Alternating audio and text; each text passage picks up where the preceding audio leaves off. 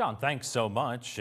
Talking about that heat, it certainly has an effect on pretty much all of us, but it can be especially difficult for people who don't have homes. That's the case for, sadly, too many people in downtown Erie who struggle to find somewhere to stay, and that's why homeless shelters can play such an important role. It offers people somewhere to get out of the sun's potentially harmful rays. It also offers clean, cold water, a chance to refresh. In many cases, it can save lives. Our Tom Kowalski has details on efforts across the city. Coming up on Erie News Now at 6. The Federal Reserve this week raised interest rates another quarter percentage point, making them the highest in more than 2 decades. It's supposed to try to cool the economy, encouraging less spending and more saving by making big-ticket purchases more expensive.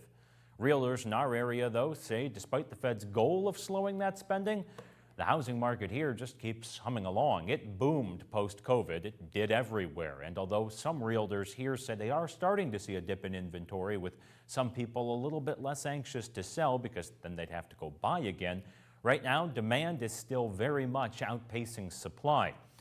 We have a property here, wrong video here, my apologies, but one property we looked at earlier today, on the market less than a week, more than 20 offers sold well above asking. People seeming to find a way to find the money.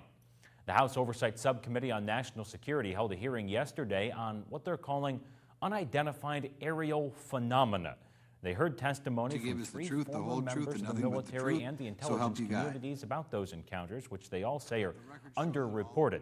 They call them UAPs. You may know them better as UFOs.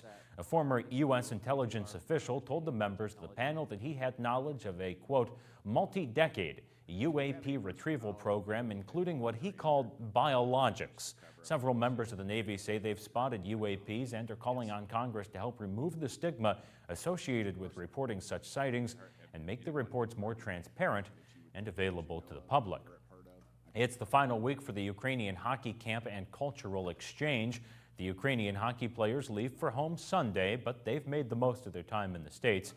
Today, a chance to play a little bit of kickball. It was their first time playing, so had to bend the rules a little bit. Everyone does their first time out, but an awful lot of fun regardless. Then in the afternoon, they hit the ice. Skills combine testing to see just how much they've improved over the last 3 weeks.